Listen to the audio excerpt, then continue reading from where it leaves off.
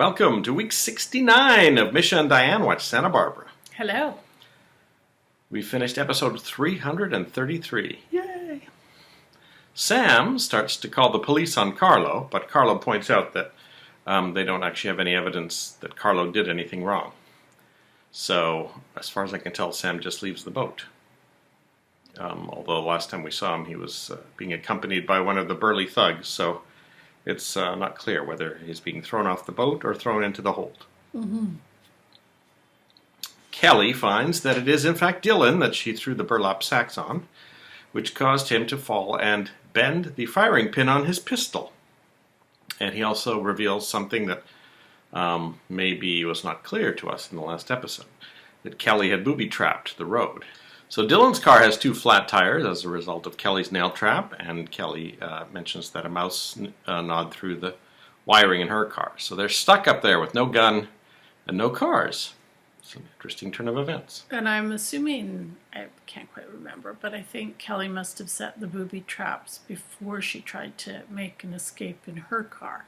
Mm-hmm. Because otherwise she would have been booby trapping a car and have no car of her own, and she'd be stuck up there. So. Mm-hmm. So then Dylan's thoughts turn to his map, and Kelly says it's well hidden. Now remember, I said I thought it was hidden in a well, so maybe that was her saying. But Dylan was leaning on the barrel-shaped container at the time that Kelly said it was well hidden. So. He tries to get it from her throughout the rest of the episode as they hang around and watch for Carlo's men with the binoculars from the top floor of the saloon. We see that Carlo's 3 men on motorcycles are working their way to the ghost town throughout the episode. Mm-hmm. So they probably will be arriving at the opening minutes of this next episode. So maybe they will be setting up, they should have been setting up more booby traps maybe during their time. Yeah, that might have, although, I mean, is it necessarily an advantage to trap a bunch of gunmen there? Well, they somehow need to get their, they have motorcycles. So I guess Kelly and Dylan, if they could somehow get their motorcycles, could escape. It's going to be tricky. Mason asks Cruz what he's looking for in Cece's room. We remember that at the end of the last episode, Cruz was just hiding some evidence. Cruz tells him to mind his own business, and when Mason leaves, he takes some pliers and pulls that nail out of the windowsill. So he's going all out to hide evidence. Cruz hides Eden's dress in a locker at the bus depot. I think you... did you fall asleep or something? I don't think you were aware that Cruz was at the bus depot. I think maybe you were making coffee or something. You were not looking at the screen. Yeah, I may not have been, I think, loading the dishwasher or something. He runs into a couple of kids there. I didn't know if these were random kids or if these were kids that used to be an Angels gang or what. But they are excited about meeting basketball star Cruz Castillo and have him autograph their basketball for him. So you missed that whole unexpected thing. You thought, you could just coast with this episode. You didn't expect a bus depot and basketball star encounter. So anyway, I don't think they saw Cruz hiding the dress in the thing, but maybe they will, somehow Mason will discover them and get it out of them. Yeah, I often think in these shows, we're presented with characters who are incorrigible and, maybe not the best characters. But thinking back to that scene where Mason asks Cruz what he's doing, and Cruz basically tells him to shove off, I was thinking, maybe it's a change of the time, but I'm not sure a lot of homeowners would necessarily accept that sort of response from someone who's prowling around their home, probably without a search warrant, or who's already supposed to have wrapped up their work. They said they're waiting for the micro forensics people. So Pearl overhears Kirk and Eden talking, because as you remember, Pearl was hiding in Kirk's closet. Kirk comes home And he hears everything about how Eden tried to kill her father. So when he finally managed to, he also overhears Kirk saying to Eden that he owes her more than Cruz because, she could maybe get off her charges by saying she was drunk. But he says, I've been your accomplice this whole last day, and I'm not drunk. I don't have any excuse, so you got to protect me now. So Pearl brings the shoe to Cruz, Kirk's shoe, and tells him Eden did it. So Cruz wasn't too happy to hear that, and now he's got another potential witness against Eden. Mason visits Kirk and tells him that Mary saw Eden climbing out the window. Now, of course, this confuses Kirk because he knows that didn't happen. So the way he phrases it is he says that he was with Eden all night, so there's no way anyone could have seen her alone anywhere. Mason realizes that Kirk has a romantic interest in Eden as well. So this might just lead to more teasing of Eden by Mason at some point. It does seem to me at this point, and we will keep talking about the developments, but it seems like everyone, Mason, Kirk, and Pearl are actually in some ways doing more to try and piece this together and investigate than Cruz, who's just trying to hide evidence. We'll see what comes out if he keeps his job. Maybe he'll be community basketball liaison after. Maybe that's what they're setting up when he gets fired. Eden packs her things and moves out of the houseboat and returns her keys to Cruz. I think you can imagine those scenes were not as short as our summary, but I think you can imagine the back and forth between them. Gina asks Cruz if she's living under the same roof as a murderer. She pretends to be all worried by the fact that possibly a family member could have pulled the plug on Kirk. And Gina points out that she doesn't need to be questioned because she wasn't there. She was with Brandon that night. At one point, Brandon shows up, and Mason decides to try and push a little on Gina's alibi and asks, what time he went to bed. And he said, at one point, Mom asked me the time, and it was just after 10. So he's, I think, given the alibi that Gina was hoping for, but I think Mason's a bit suspicious, actually, by the turn of events, that Gina was prompting him to look at the clock. So Mason says to her, if Eden weren't their number one suspect, it would be Gina. And so Gina decides to give back in the same way by saying that Mason could just have been setting up Mary as his alibi in the study, and that he could have pulled the plug. So then Gina asks Mason if he loves Mary, and then she tells him that he should be with someone who already knows his secrets, and then gives him a kiss, which she doesn't really return. But yeah, I don't know how much of that Cruz overheard, because they were kind of all in the same room at the same time while all these various conversations were happening. So presumably Cruz has all this input and can figure out which of it is just them trying to needle each other and which potentially could be a clue. Kirk comes to the Capwell mansion to talk to Mary about what she saw. He tells her it couldn't have been Eden. He says the same thing. I was with her all night. You couldn't not have seen her by herself. And then Mary says, well, all I said was I saw a person that looked like Eden. Now, Gina has been eavesdropping and is a bit troubled by this turn of phrase because, she is a woman who looks like Eden that night, so they're getting on the right track. Also, she says to herself she didn't count on Kirk, and that she's worried he's going to figure out that something's wrong because, he knows for sure that Eden was not alone at any point. And Gina, saw Kirk carry Eden out the window, so he knows that too. She knows that too. So she goes and retrieves the wig, which is still in a drawer, and determined to get rid of it before people delve too far into things. I'm wondering if maybe somehow Kirk will be the one who figures out that it was Gina. Mm-hmm. And then doesn't reveal it to the police because he still wants a hold over Eden, but Yeah. then also has a hold over Gina that he can use for something, perhaps, in the future. A wig would be much more useful as blackmail. Kirk wouldn't really benefit too much from Eden getting off and potentially going back to Cruz. Mary is now angry with Mason for having told Kirk that she's the one who said she saw someone leaving Cece's room and that it was Eden. Mm-hmm. So she's pretty angry with him, and then as she stalks off, he shouts, "Have a good time with Mark." So I think she might have a good time with Mark, just potentially despite Mason. And that is the events of episode 333.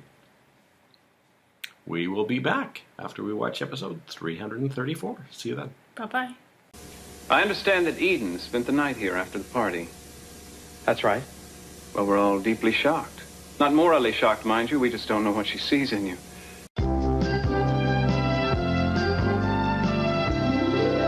Welcome back. Hello. We finished episode 334 of Santa Barbara, which originally aired November 19th, Tuesday, 1985. And the copy that we had a little ad for Santa Barbara at the beginning that said, "This week on Santa Barbara." And it was mainly about two couples, Cruz and Eden, which was kind of boring and nothing unexpected. And then Kelly and Dylan, which had a bit of a spoiler for something, I guess, that's coming up later in the week. Yeah. But we won't spoil it for you if you're watching one episode at a time with us. Dylan spies Carlo's men with the binoculars. He and Kelly rig up a wire across the road, so presumably he'll get at least one motorcycle out of that. And they also do something with the chandelier inside the saloon, so with the hopes of getting a gun in the resulting confusion. Dylan tells Kelly to wait inside the saloon while he takes on the three motorcycles. He waits behind his Jeep as they approach the town, and then he runs, I guess, to lure them towards the wire that they strung across the road. So, presumably, since they were still in the ghost town in the ad, they don't end up leaving next episode. No, I mean, maybe by the end of the week. That's the trouble when they say this week on Santa Barbara. You don't know if all the actions they're talking about is at the beginning of the week or the end of the weeks. I mean, presumably, if they deal with the three guys, they would have at least one motorcycle that they could escape on. But the fact is, Kelly's plan wasn't to escape; it was to, wait for the police. So, I think the issue might be that Nick never called the police. I can't quite remember now. When did he injure himself? Was it after he talked to Kelly? He tried to get out of bed because he was really agitated, and then he was rushed into surgery. So I'm wondering if he forgot to tell anyone that Kelly wants the police up at the ghost town. Yeah, I don't know. I thought perhaps he would tell Cruz, but Cruz is very preoccupied, as we will discuss in a few minutes. So it may be that Cruz isn't really going to be that responsive anyway, even if he was told. In the hospital, Nick is still out of it from his post-surgery, I guess. He's maybe still on some painkillers. He has a dream of that phone call from Kelly asking him to call the police, so that's why I'm wondering if maybe he didn't do it, and maybe when he's not out of it, he'll realize that and do the smart thing and go up there on his own. Amy visits to thank him for decorating the houseboat, and he calls her Kelly at first because he's just waking up. And then he keeps, falling asleep and waking up with a bad feeling that Kelly is not safe. So I feel like the smart thing to do when he gets to his senses would be go up there with a whole troop of police. But what do you want to bet? He just takes his car and drives up there on his own. Yeah, he'll probably rush out of hospital against doctor's orders and, still be injured and won't be of any use. Cruz has lots of flashbacks to Eden giving him back his ring. So I said she gave back the key yesterday, but I forgot to mention she also gave back the ring. He ends up going to the beach house and smashing a whole bunch of things. Throws a stool through the window. Sophia comes in and tries to calm him down. Doesn't really end up calming him that much. She ends up just leaving when he shoos her out. And then Sophia castigates Mason for going after Eden. Amy gets a job as a waitress at Buzz's. There's a bit of a hilarious interview scene where she's, "Oh yeah, I love fish." Which, you know, if you've been on your honeymoon and every morning you've been eating in a place that smells like fried fish, I think you'd be sick of fish already after a couple of days. But now she's resigned to 8 hours plus a day just in a fish place. And it's interesting because I think I expected, I did expect one of them to apply to work at Buzz's. I thought they'd be interviewed by Pearl, but it turns out there actually is a Buzz. Yeah, we see Buzz, a huge guy with a big beard. So, yeah, we'll be seeing Buzz around a little bit too. So she starts immediately, and one of her first customers is Brick Wallace, who's come in after a long day of presumably failing to get a job, and he is very upset that she's working there and runs out. I think he'll get over it. I think we'll have a conversation with them tomorrow, but since we don't have any sets, actually we did see the Perkins living room set briefly, so I think, presumably they'll be arguing there, unless they build us a little porch outside Buzz's. I think it'll be kind of a replay of a lot of the things we've seen with them before. So, for example, when Brick was in the wheelchair and, he and Amy were fighting and he was being very resistant to her, and I think they'll go through the same kind of thing with this, too. He's quite crabby for no reason a lot. Hopefully when he gets this stuff with Minx finally resolved, things will chill out a bit between him and Amy, and he won't always be doing weird things. Yeah. Mark arrives to pick up Mary, and she and Mason have a brief argument about Eden before Mark and Mary leave. Next thing you know, Mark is somehow working at the clinic, just as we kind of guessed he might be doing, but he's only in town for a couple days. Now he's got a stethoscope on, and he's looking at patient files, so maybe he's decided to stay in Santa Barbara, I suspect so. Based on the fact that he's in the main credits, I suspect he'll stick around for at least 3 months. He tells Mary to be careful about dating someone dangerous. He says that was the same problem that happened with him and his wife. So instead of pushing Mary away from Mason, it ends up maybe doing the other, because when she goes to the house, Mason has got some flowers for her and chocolates and things that she all rejects. But then suddenly he reveals pheasant under glass on the wicker table, all prepared, and while she must be hungry because she sits down right away, and then a mariachi band comes out and plays a song I do not know, and somehow by the end of it they're kissing, and she's reciting poetry that she's memorized, so she's forgiven him. I don't think there's anything else he's done that she doesn't know about that will bring it back the other way, but knowing Mason, he could do something in the next episode that sends her away again. Mason does all his business at Buzz's now. He meets Kirk there, who also lives at Buzz's now.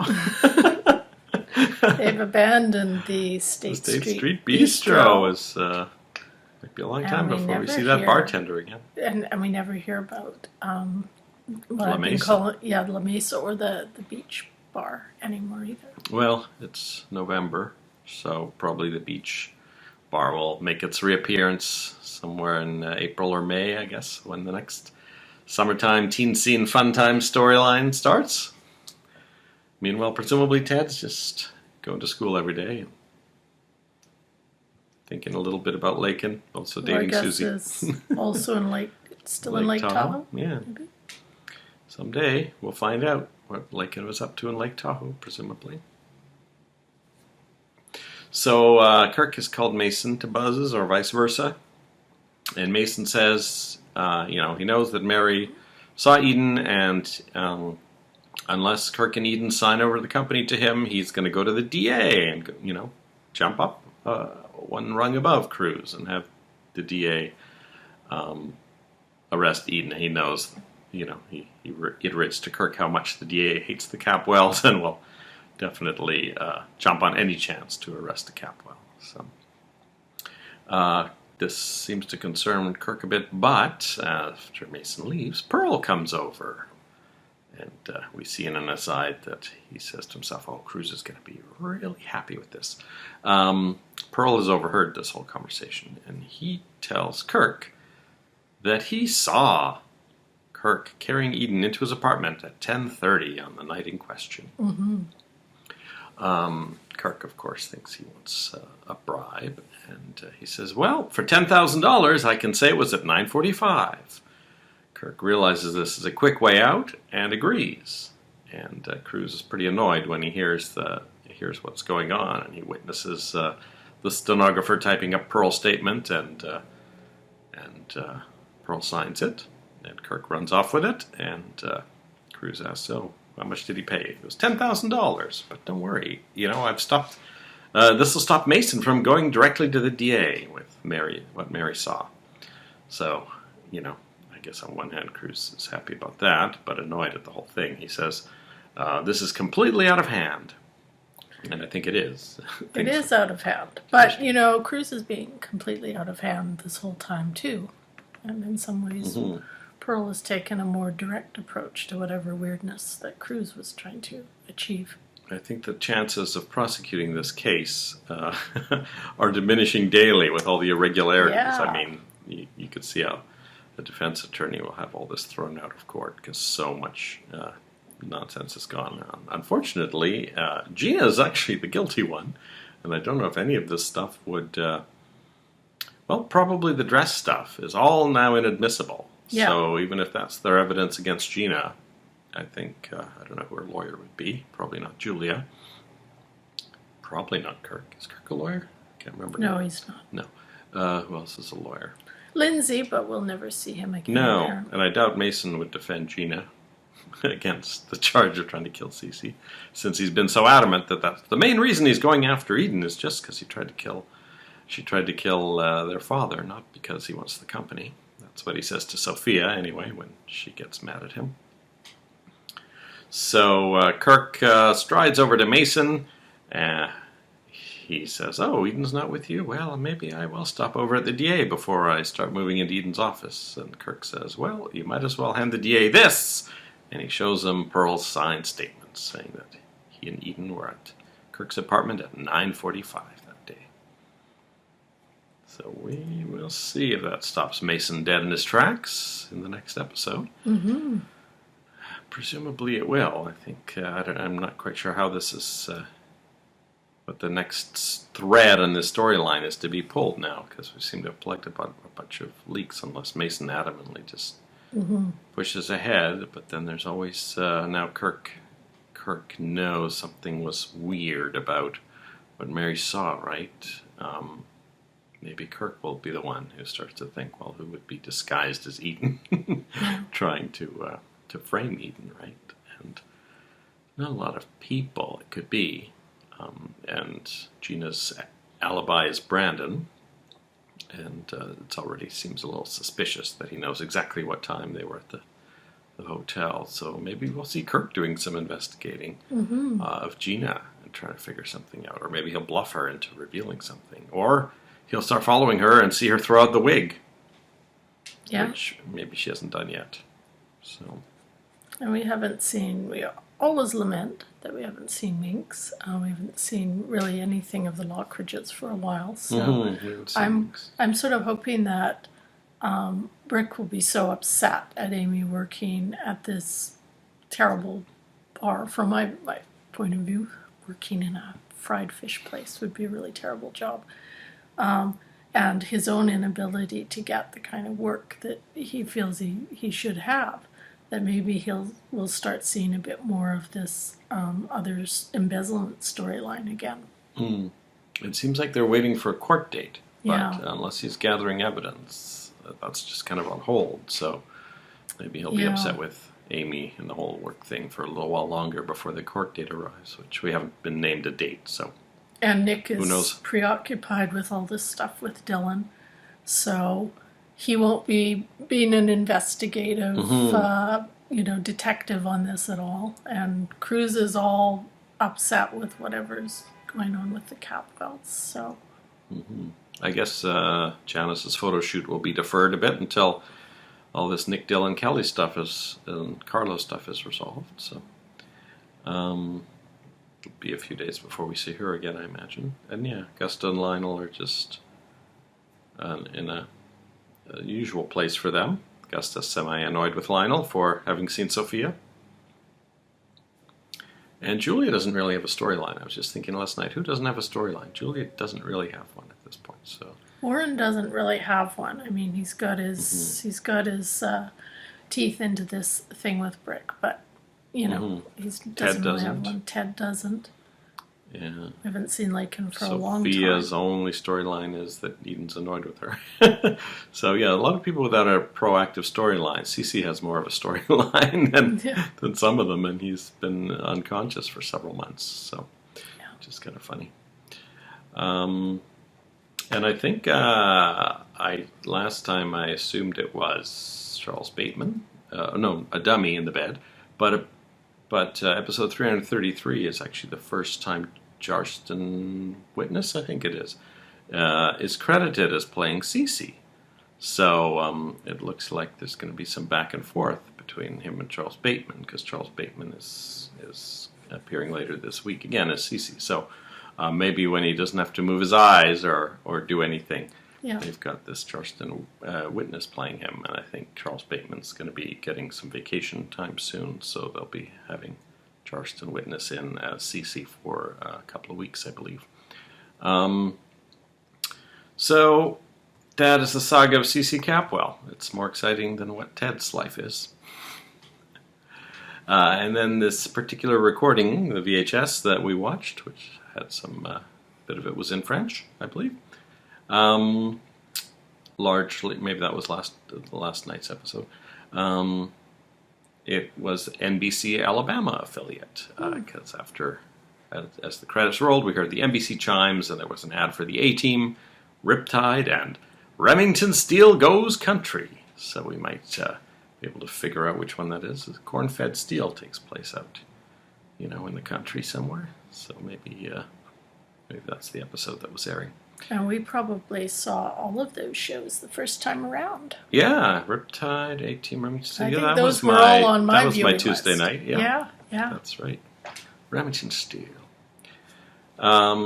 We just watched a 1-hour interview with Margarita Cordova. I've been mispronouncing her last name. Of course, I always put the accent on Spanish names incorrectly. That was done in August, it looks like, by the Silver Lake Historical Society, I think it was, because she was one of the people who started the El Cid Flamenco restaurant on the Sunset Strip, and they were interviewing her about her and her two other people involved in that restaurant, about the restaurant and about Silver Lake in general. So if you go to YouTube and search for Margarita Cordova, and then with, I think, SLHC, Silver Lake Historical Committee, I think those were the two things I used to pull it up, and it was from August of this year. And she mentions that she is 91, and she sounds exactly like she did when she was playing Rosa. So that's kind of cool to see her. And she briefly mentions being on a soap opera, but I don't know if Santa Barbara was her only one. We know we have seen her in old episodes of, I think we've seen her on Adam 12 and a lot of really old shows too. So she had a bit of an acting career before Santa Barbara. We last night also watched an old episode of Burke's Law, Who Killed Cockadoodle Dooley, and there were 3 Santa Barbara links there. There was Robert Mandan, who briefly appears in the later years of Santa Barbara. There was Herb Edelman, who of course was married to Louise Sorel. And there was, who was the third link? Tawny Katane. Tawny Katane, who in a few years we will meet as Lisa DiNapoli. So a triple Santa Barbara episode of Burke's Law. Check it out. All right, we'll be back with more hijinks after we've watched episode 335 of Santa Barbara. We'll see you then. Bye-bye.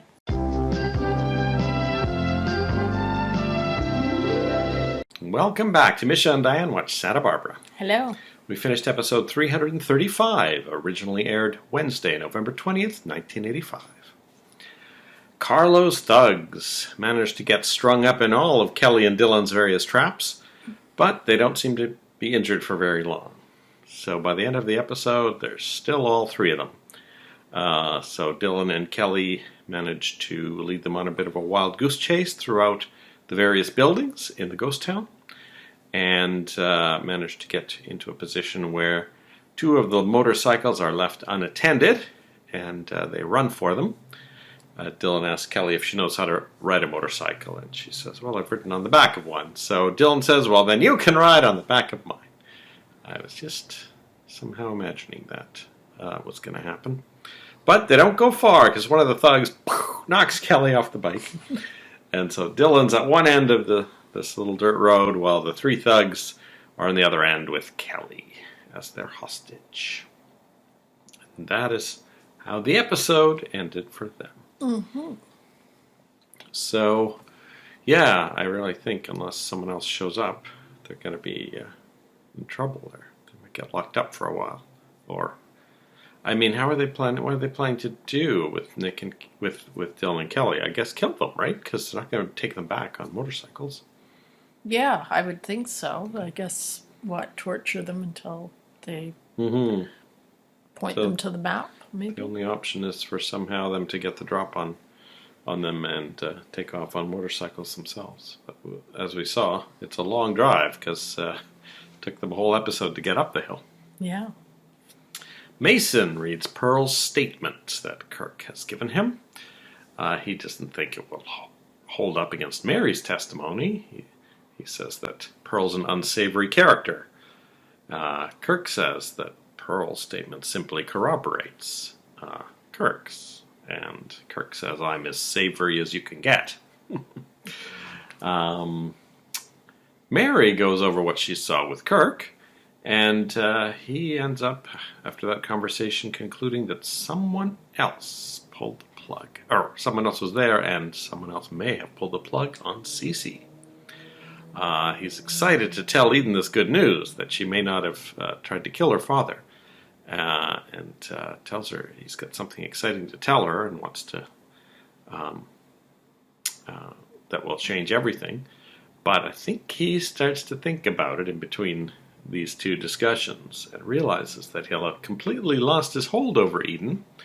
So when they do finally meet, he simply shows her the paper from Pearl. Mm-hmm. And she goes, you thought this would make me happy? You don't know me at all.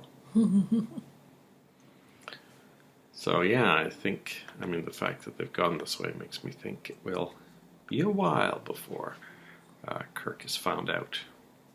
I think they're leading to Eden being reliant on Kirk for a while longer. Yeah, and by extension, it might be a while before Gina is found out, because Kirk seems to be the only one who's really putting things together in the right direction. And there's always a chance that Kirk will decide to use it as leverage against Gina rather than freeing Eden. Yeah, well, we can see that he is one of these characters who is quite adept at leverage. He is probably going to leverage that paper that Pearl signed. He's already sort of waved it in Mason's face, and he's shown it to Eden. So right away that he's already putting that to use. And yeah, I think he could definitely make some trouble for Gina as well. Maybe there's something he wants from Gina that he'll think of. Mason wonders if maybe he and Mary should come out as a couple. He's thinking this might resolve some of the tensions that are floating around. He tells Mary that before they do that, though, before they tell a family, he'll have to tell someone else first. So it's interesting that he doesn't consider Gina part of the family. He goes to Gina to break the bad news that he's in love with Mary.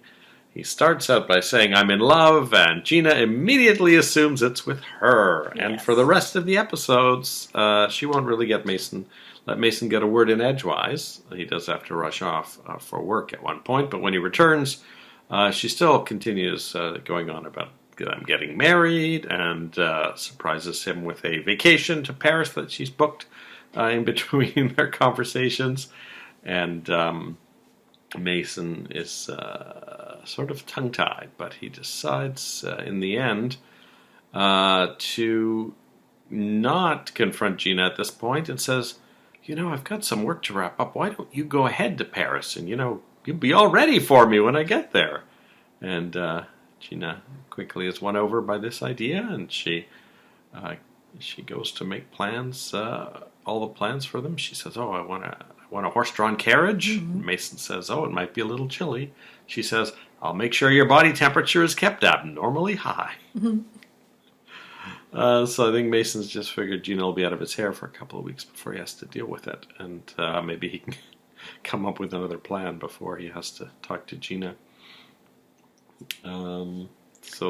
She's very much one of these people who, if you give them an inch, they will take a mile, and in Gina's case, probably 1.5 miles. And just by not getting a word in edgewise, I think Mason has given her just the go-ahead to just keep going. And I think Gina always assumes that if she kind of wraps things up enough that she'll get what she wants. I was thinking maybe Linda Gibney is going on vacation or something, and that she'll be gone for a couple of weeks. Too. Yeah. So. Is Cece being played by a dummy? Perhaps, because neither Charles Bateman nor Jarston Witness is, in fact, credited as playing Cece, but there he is in bed with a mask completely covering her face. So I think it was a dummy again. Gina tells Cece that Kirk is spoiling her whole plan. Rosa asks Gina if she knows where Kelly is because she didn't show up at work. Gina says, I think she's probably with her boyfriend. No, he's in the hospital. Oh, no one ever tells me anything. Eden tells Rosa that her engagement to Cruz is off. She also tells Rosa she thinks the person who pulled the plug might have a guilty conscience. And it's clear during this discussion that Rosa thinks Eden did it. Rosa says she's sure that they will come forward. So, Rosa visits Lionel. Now, this is interesting. I don't think we've ever seen Rosa in the Lockridge house. And it's really interesting that she approaches Lionel, I thought, because I'm not sure we've seen a lot of scenes of them together or in the context of him being related to Brandon. Yeah, there was just that one day when he first found out. I think he went and visited with Rosa a bit in Santana. And then we've basically seen him with Brandon every time since then. So I'm assuming that this is sort of referring to maybe some stuff that's gone on behind the scenes or, off screen, where he's made a bit of an impression in all the visits he's had with Brandon. Mm-hmm. Augusta, of course, tries to tell Rosa Lionel's not available or something, but he promptly walks in the room and invites her in. Rosa wants to talk quietly, but Augusta insists on being there. So Rosa wants Lionel to take Brandon for a little while until all these problems at the Capwell house are resolved, which Augusta does not like the idea of at all, but Lionel is really excited about it. Augusta says, you and Reuben could easily take care of Brandon. Mm-hmm. He's already got 2 full grandparents. Yeah. Lionel tells her that when he looks at Brandon, he doesn't think of Sophia or Santana or anyone else. He just thinks of Brandon. So basically tells Augusta Brandon's coming to live here. He goes over to the Capwells and runs right into Gina, tells her his idea. He's done this before where he, someone else comes up with an idea for him, but then he doesn't sort of out it as someone else's idea, just maybe to keep tension low in the house. He's done that twice. he doesn't say that Rosa gave him this idea. He says, what if Brandon stays with me for a little while while Cece's recovering? And this is probably the perfect time ever to approach Gina, because she's just been trying to figure out what she's going to do with Brandon while she's in Paris. Yeah. And she says, perfect. So that is how things appear to be for the next few weeks. We'll have Gina out of town and Brandon at the Lockridges, and probably rubbing Augusta the wrong way. Yeah, probably. And I'm sure that I'm hoping we get a little more action at the Lockridges between, as you say, Brandon probably rubbing Augusta the wrong way, and Rick sort of stomping around looking for work and not being able to find it because he's obviously under suspicion of embezzlement, which we know that Augusta is really behind. So there's, I think, the potential for lots of things in the Lockridge house if they decide to go that way. Yeah, I hope we see the Lockridge house for a while, and we'll see what Warren is up to and what Janice is. Maybe Warren and Janice are going to start dating. Maybe someone will give a shout out to Laken in Lake Tahoe. And that is it for the events of the episode. Just before we started the podcast, I happened to be logged into Facebook, and someone posted that John Lindstrom is 64 today. We're recording this on October 18th. John Lindstrom, of course, plays Mark McCormick. So happy birthday, John Lindstrom. This probably won't air for about 2 weeks after your birthday. But and that's it for this episode. We'll be back after we've watched the Thursday episode, number 336. See you then. Bye-bye. But you'll have to admit that Pearl is a rather unsavory character. Yeah, don't forget, Pearl isn't the sole witness to Eden's whereabouts at the time that plug was pulled. His statement only corroborates mine, and I'm as savory as you can get.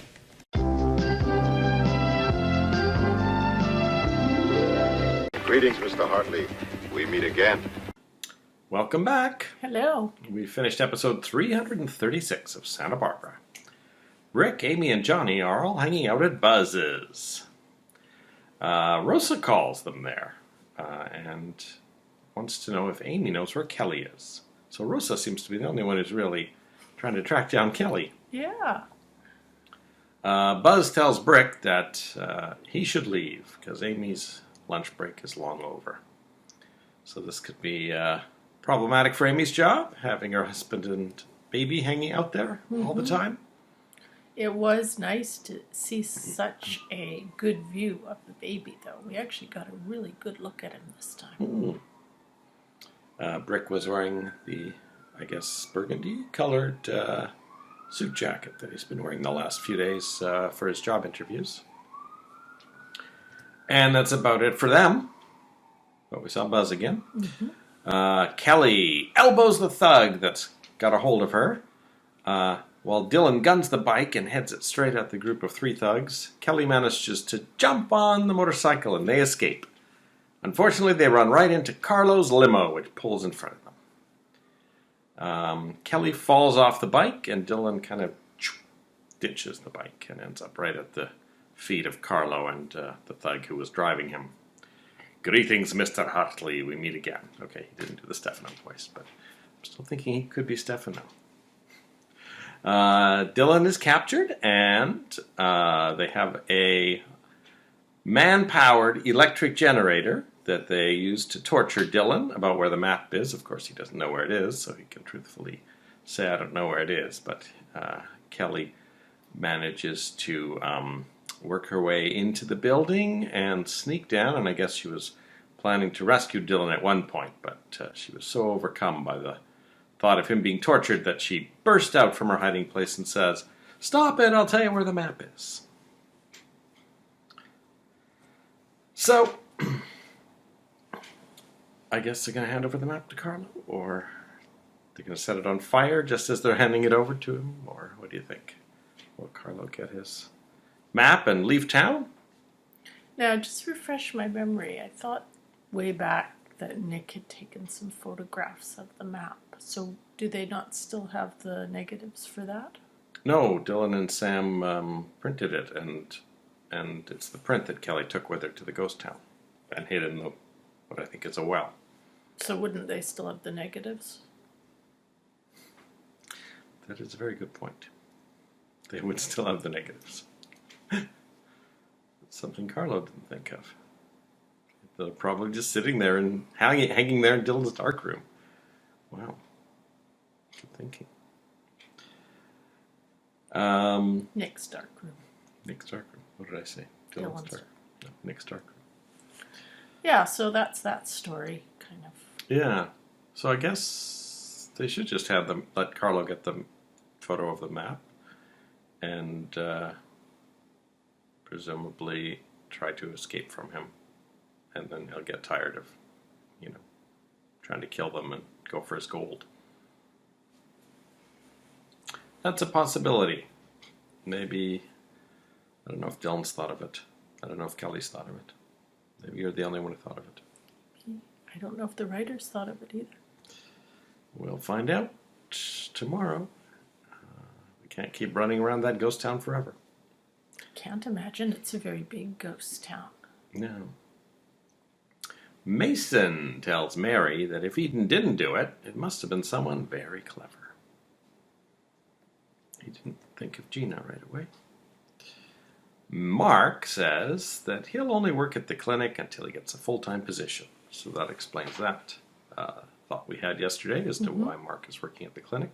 He's applied in Santa Barbara, Los Angeles, Boston, and Philadelphia. And he's previously worked in Chicago at a much better clinic with bars on the windows and an alarm system. And bright lights to keep out the riffraff. He gets a mysterious phone call and leaves Mary alone to deal with the high traffic that's coming through the clinic. Luckily, Mother Isabel shows up to help, and she's played by, I'm blanking on her name now, who I believe played Lou Grant's wife on Mary Tyler Moore. And we've seen her in other shows as well. She seemed very familiar. Priscilla Morel. So, looking ahead, we're going to be seeing Mother Isabel on and on for at least the next few hundred episodes. So, right now, we just got introduced to her, and she's helping out. And she says everyone misses Mary at the nunnery. So, while she's looking for, I think it was a rubber hose to tourniquet the arm of a patient, she found a business card amongst Mark things, and it's for a detective. So, Mark's mysterious phone call may be related to that. But then we cut to Mark at the morgue, and the coroner pulls back the sheet so that Mark can identify the body. Mark says, "Oh, it's not her, thank God." So I had been starting to think that maybe Mark had killed his wife, and now I'm thinking maybe his wife is missing, and he's looking for her, and he's got a detective looking for her. That's what it seems like to me.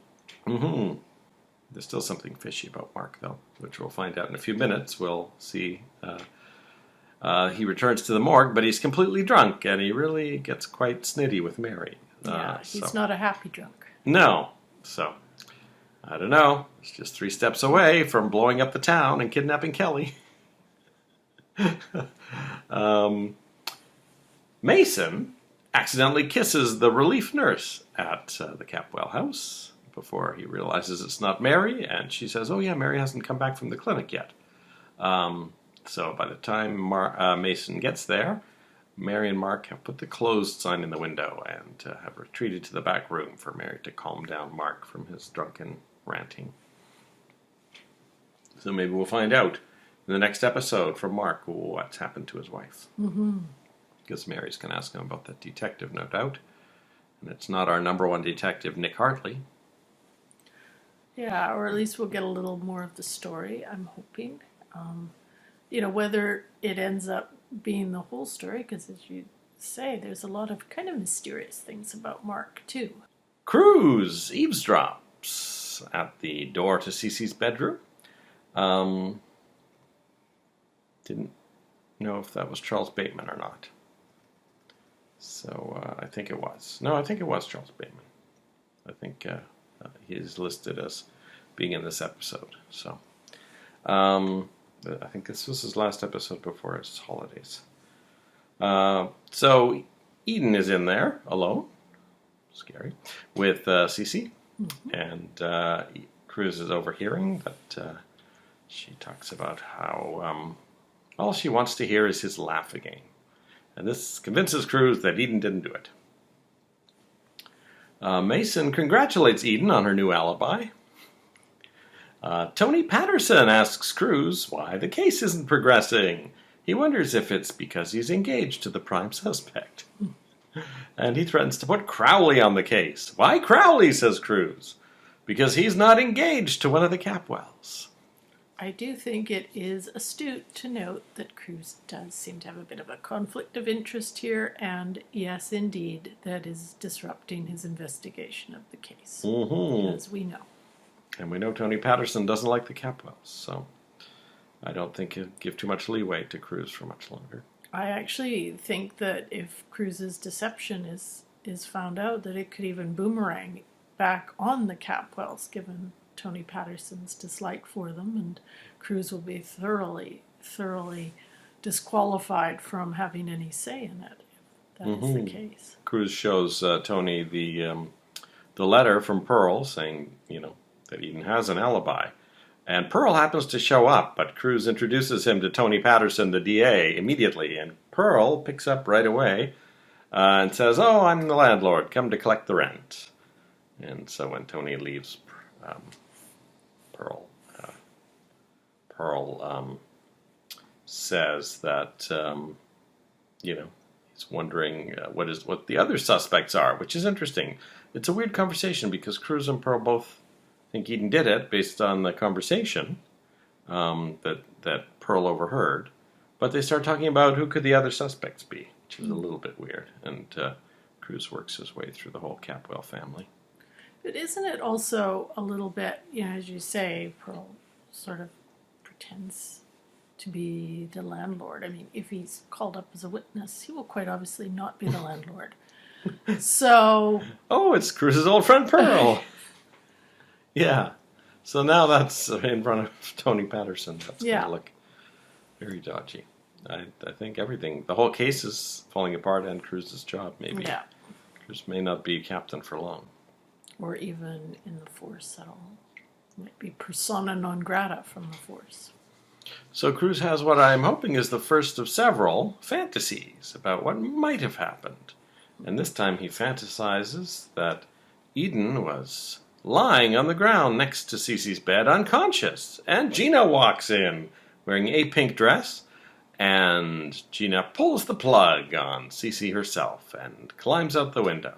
And then Eden comes to and climbs out after Gina. So this is just a little, brainstorming that Cruz has run through. And he wakes up and thinks, maybe Gina did it. So I'm all for, him trying out different scenarios. But hopefully Gina is not the first and only person that he thinks about. He should work through the same kind of logic with Mason and Sophia and Ted, and he mentioned Lionel Lockridge at one point as a suspect, and Santana when he and Pearl were talking it through. So it would be very convenient if he guessed right on the first try. The thing is, his little fantasy doesn't really explain Kirk's boot print outside. And why would either of them go out the window, really, in that case, I guess. So. Yeah. So that is it for this episode. And we won't see Charles Bateman for the next little while. We'll see Justin Witness, unless, of course, there's an error on IMDb, which there has been before. So if we see Charles Bateman again, it'll be, oh, thought you were on vacation. And 5 people are leaving the show tomorrow. Cool. Any idea who they are? Nope. Any guesses? Well, if I were the actress playing Gina, or no, not Gina, Santana, I would probably want to leave now because she's had It's been 2 months since we saw her. Little scene. All right, we'll see who leaves in one big group tomorrow when we watch episode 337 of Santa Barbara. See you then. Bye-bye. Just getting what you want is always iffy, so you have to enjoy the wanting.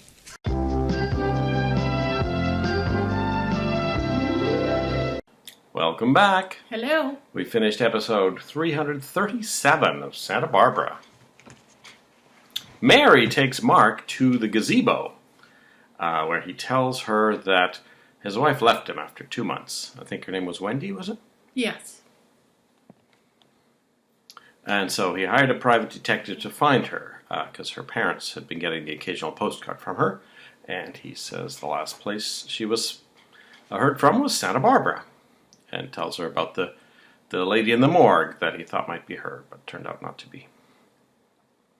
Just as Mary hugs Mark to console him, Mason walks by and is kind of annoyed for the whole rest of the episode.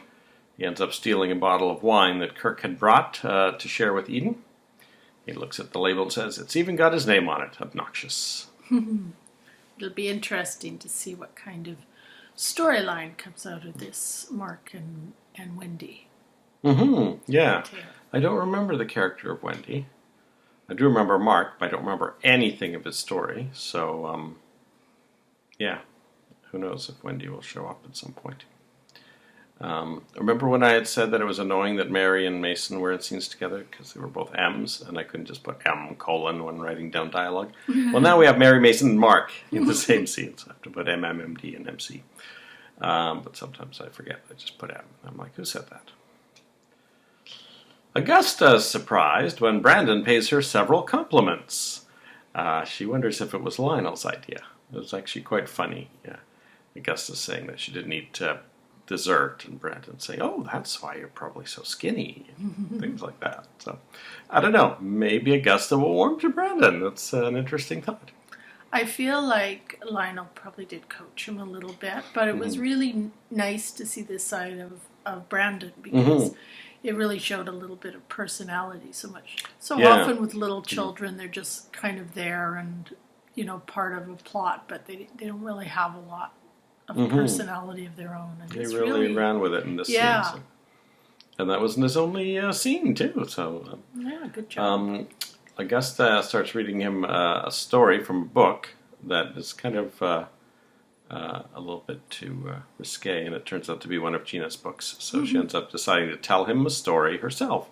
And just like Lionel did the other day, she starts making up a story about a queen and a king, and the king is being pursued by an evil witch. She goes on with the story for a while, and then Lionel decides that she's slagged off Sophia enough, and he takes over and says that in the end the king loved the queen. And so Augusta kind of had to let him have that one, I think. Cruz asks Cece if he saw anything. Now, Jarston Witness is credited on IMDb as playing Cece in this episode. So, with the mask and the thing on his head, I don't know what kind of cap that is. Really, I thought, oh, that could be Charles Bateman. So maybe from that angle, he's a good substitute for Charles Bateman. So I had remembered reading that future C.C. Capwell, Jed Allen, had actually run into Charles Bateman at a Christmas party one time, and Charles Bateman had told him that he was playing C.C. Capwell. So I suspect this must be this time right now when he's on vacation, but attending maybe network Christmas parties.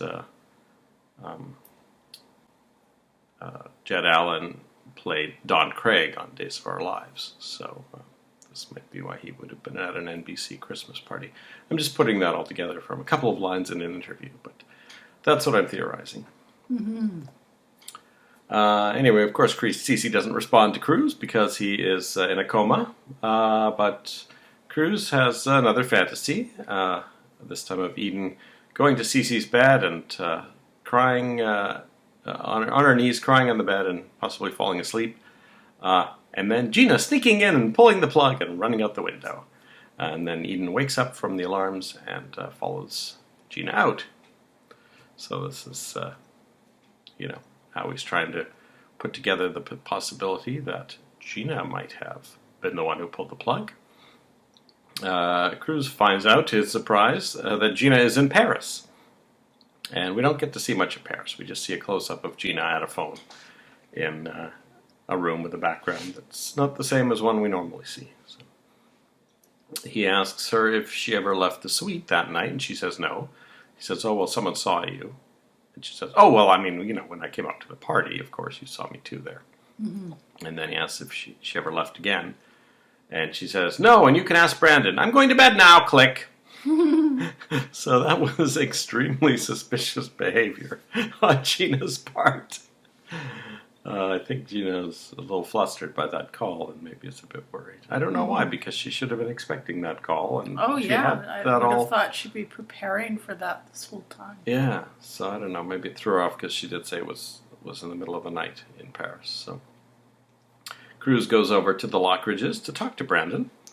And he tells Cruz that he went to bed at 9:45, and Cruz asks if he woke up again. He said, yes, Mom was trying on dresses, and the noise awakened me, and it was 12 minutes after 10. So Cruz doesn't really twig to the trying on dresses, which I think may come to him a little bit later. Yeah. But he seems to be satisfied with that, and Lionel says, you don't suspect Gina.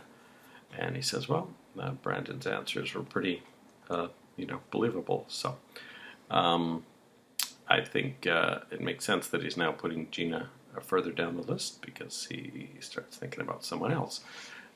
He looks at his list, and the list right now is Eden, Gina Capwell, L. Lockridge, Mason, Sophia, ? Santana, ? And then Kirk Cranston at the bottom. Then he starts to remember Kirk's shoe. So he tries to think, well, that any scenario must somehow involve Kirk. So he has a fantasy of Kirk entering that room while Eden is crying on Cece's bed. And then Kirk pulls the plug and then goes out the window, and then Eden goes out. And then Cruz realizes that can't quite be right. So he has a second fantasy where Kirk enters the room, pulls the plug without Eden seeing him, and then hides at the entrance to the room. Eden wakes up to the alarms, and then he ushers her out the window. So Cruz then puts a star next to Kirk's name. Mm-hmm. He says Cranston would be in solid business-wise if Cece died. And he plays like he's covering for Eden, maybe because he did it himself. So this is actually a really good theory, and it could be a red herring that keeps him away from Gina for a bit longer, because a lot of the pieces actually will fit with his theory, because Kirk was there and he did carry her out. So, and as long as Kirk doesn't confess to that, he can't tell Cruz, oh, and by the way, Eden, I was with Eden when she went out the window, and there's no way Mary could have seen Eden, So actually, Kirk covering up for Eden is going to delay that information coming out too. I'm just wondering, it's a soap opera, I guess we'll find out where it all leads, but, he's mucked about with the evidence so much that even if he completely figures it out as it happened with Gina as the villain, I don't see how he could possibly prosecute her. I mean, he probably won't be in his job at that point. Mm-hmm. As I say, he mucked about with all the evidence. So the best that could happen is it would maybe exonerate Eden down the road. But I would not expect Gina to be really held into account for it. Mm-hmm. Unless Cece wakes up and remembers her doing it. But it's not clear whether Cece could actually see her or not when his eyes were open. So it'll be interesting to see. But as long as Cece's in the coma, it makes sense for him to stay there a while longer as Cruz tries to work all these things out and these things play out. There are several things where they're actually just in place there for the characters to have their interactions, and if the truth were actually known, all of it would be nullified. But as long as the truth isn't known yet, we can enjoy these interactions and conflicts. Eden talks to Kirk about the possibility of getting a different doctor for Cece, but Kirk says the answer will always be the same. He tells her that perhaps she didn't pull the plug. And he says there are half a dozen or more people with the same motive and opportunity. And then he tells her that he loves her. And long story short, Kirk kisses Eden, and she kisses him back. And then Kirk says goodnight and leaves her. And at first I didn't know where he was kissing her, but I'm pretty sure it was the Capwell atrium, because there was a cut between those two scenes, and I thought maybe they were back at his place by the time he kissed her, but it looked like the Capwell front door when he said goodbye. So, so it's a surprising turn of events. Marcy Walker really had to sell this, as it was approaching, and I think she really did a good job. She really was just staring at the camera, but she kind of had that Eden look. I want to say that, you think about the Eden who was just having fun with anyone, she wanted in Europe, and she has broken up with Cruz at this point, and she had told Kirk earlier that she did have some kind of interest in him. So I think just with this long contemplative stare into the camera while Kirk is declaring his love, I think she made it believable that she might make the decision to kiss him back. What do you think? Yeah, I think I'm kind of reminded, and I'm not sure which actress it was, whether it was Lillian Gish or Mary Pickford, but I remember, seeing some commentary on one of their classic movies and how she was instructed to actually just look at the camera, expressionless. And because of the scene they'd set up around her, everyone thought that this was a command performance in her, being traumatized. But the actual direction was just to look straight at the camera, expressionless. So Wow. I almost wonder if that's a little bit what Marcy Walker was doing, was just letting the scene kind of take her where she needed to go. Yeah, it's interesting. I mean, if Eden's now with the mindset that she's broken up with Cruz and never getting back together, then it really doesn't matter that much whether she does end up with Kirk or not, I would think, in her mind. So she might just say, well, why not? See where this goes. Yeah.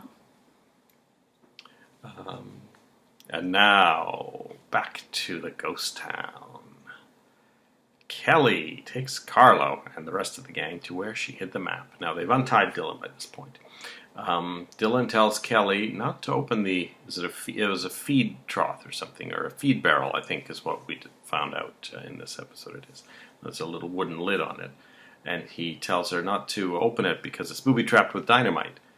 Now, Kelly's pretty sure this is a trick, and she's not sure how this is going to help them escape. But she says, I don't know anything about this to Carlo, because Carlo's already said 10 times, if there are any more tricks, I'll kill you both. But Carlo gets one of his men to check out the barrel with the detector that he gets from the limo, I guess. And he says, there's nothing here. And then he goes to touch the lid of the barrel, and it's actually a different booby trap. A bunch of sandbags fall down on him from above. And somehow during all this scuffle, Dylan ends up getting the better of the other two thugs and getting one of their guns. And Carlo takes the opportunity, much like when the map fell into the fire, to escape. But he takes Kelly with him. And Dylan tracks them down in another building. And Carlo has a short little knife, or a little sword. I don't know what you call those, about this long. He had the scabbard in one hand, and the knife was at, the sword was at Kelly's throat. So Dylan was pointing a gun at Carlo the entire time.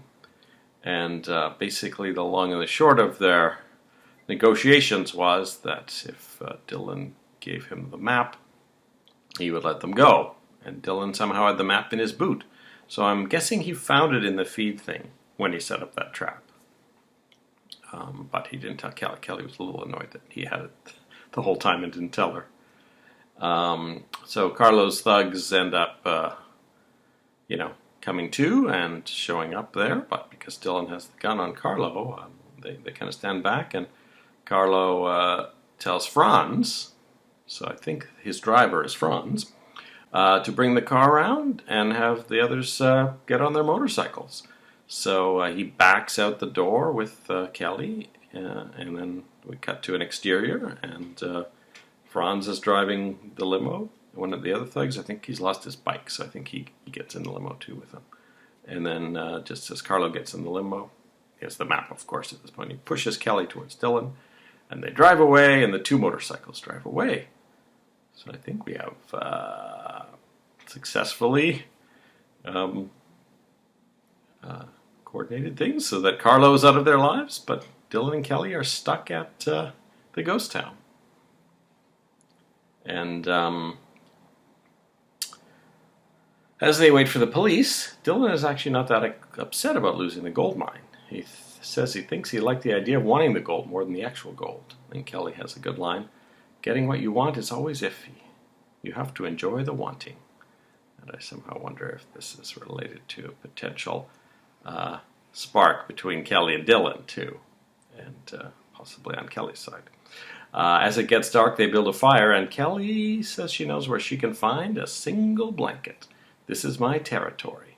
I'm one of the ghosts, she says, as she goes to get, I think she goes to the stables to get a blanket. Now, it's interesting, because there's a bed upstairs in the saloon that she and Nick shared. We know that, so I don't know why she's settling for the floor on the ground floor of the saloon with a very gross-looking old blanket.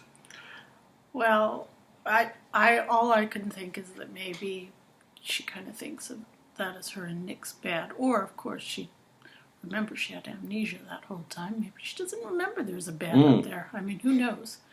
And the fact that she spent her entire last time in the ghost town wearing someone else's 90-year-old underwear indicates she's not really put off by gross old blankets. No, that sort of thing. I guess not. So Dylan says, okay, you can go to sleep. I'll take the first watch. She goes, watch for what? He goes, oh. He realizes for the first time in a long time that no one's actually after them. So she ends up inviting him to share the blanket, and then they kind of laugh over the awkward positions they've chosen and decide that they're grown-ups, and she can, more comfortably nestle into his arm, and they purportedly go to sleep in that position, but they both got their eyes wide open because they're both kind of, I guess, contemplating the physical position they found themselves in. I feel like that is the precursor to the teaser we saw, where Nick bursts in on them in each other's arms. I think so. I think this whole, I was wondering yesterday about the, how are they going to get them all out of town, but also with no vehicles left, so that Dylan and Kelly are trapped there. Nick awakens in the hospital to find Sam going through his coat, looking for his car keys. Nick says, I'm coming with you. And of course, I think it's Sam says, should we call the police? And Nick says, no. Now, this is bizarre because Kelly asked him specifically to call the police. He's been dreaming since however long about the fact that Kelly asked him to call the police. She's clearly waiting for the police, and it's hours and hours to Lone Pine from Santa Barbara. And Nick decides they'll just go on their own. And then I think Sam even suggests calling Cruz, and Nick blows that off too. So they head up there together. And Nick on their own. is still, Injured. somewhat, incapacitated. Yeah. So, I mean, what if they get there and all of Carlo's men are in a gun battle with Dylan and Kelly, and now they've got Sam and Nick basically without any weapons, presumably, or any backup, now also at their mercy. So this is a really the dumbest thing Nick's ever done, probably. He's done a lot of dumb things. When they get there, of course, Carlo's men are long gone, but they go directly to the saloon. I think they probably see the light from that stove that they have in there because it's got a flame in it. And they walk in and they see Kelly asleep in Dylan's arms. Bum, bum, bum, which was the teaser we saw at the start of the week, this week on Santa Barbara. So, at the very least, I think when Nick will be as annoyed as Dylan was when he found out that Janice was going to be a centerfold. Even though Dylan and Kelly will protest that nothing happened. And presumably they're fully dressed and everything. So it's actually very chaste. But I think there'll be some tension. Yeah. For a while. And that is it. And that actually feels like a Friday. So maybe they've now caught up from the, the baseball preemptions. And they're now timing their cliffhangers to Friday episodes. And remember, it's November sweeps. So this is actually some of the exciting November things. And of course, there's two more things. I found just before we started, I saw a posting online about all the Santa Barbara people who've died this year, and we know Peter Mark Richmond and Henry Darrow and Tawny Katane. But Biff McGuire also died, and I didn't remember who that was, but the face looked familiar. And he played Pop McLaughlin, the guy who sold the Santa Barbara Sentinel, or Spectator, whatever it was, to Warren. Wow. He died March 9th, just before we actually started watching his episodes. We watched episode 171 on April 25th. So he had just passed away when we first saw his character. So that was just an interesting aside.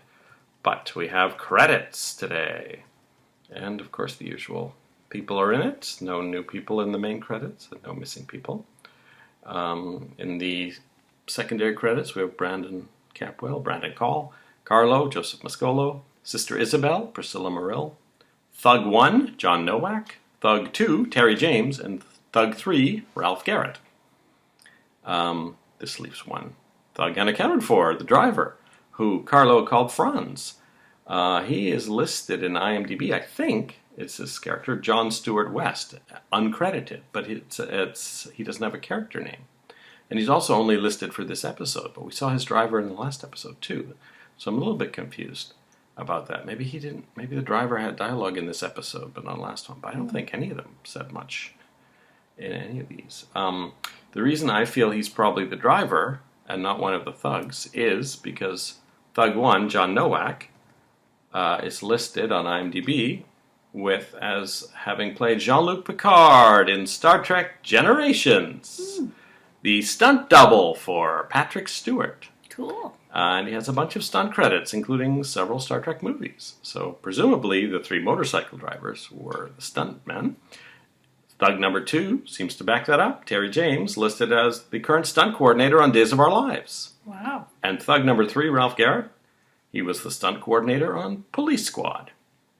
So my theory is John Stewart West played Franz, and that he was in more than just one episode, and that his character name is missing from IMDb.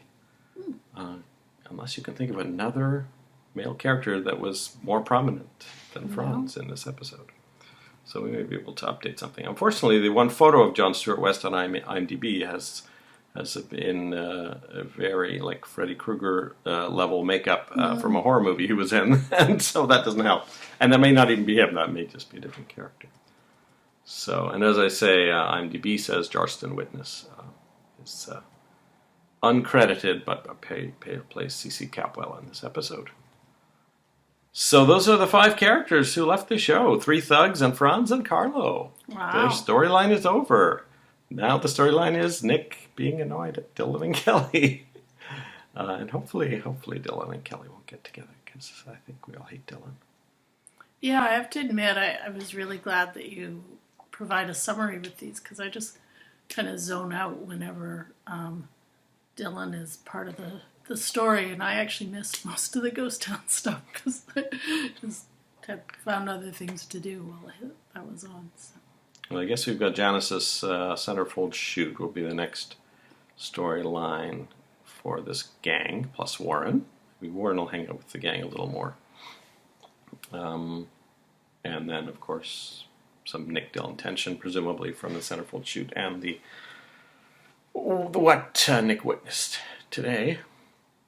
I don't know how long that can drag out. I don't know what Sam's storyline is going to be now that he hasn't got a map to look for.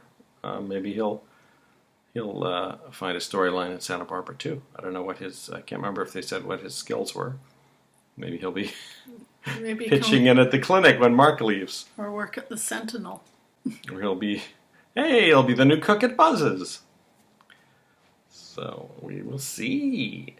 That's it for a Friday episode. Next week we only have 4 episodes because Thanksgiving is coming up. I wonder what the Capwell employees will have to give thanks for this year. We will see. We'll be back after we watched episode 338 for week 70 of Santa Barbara. See you then. Bye-bye.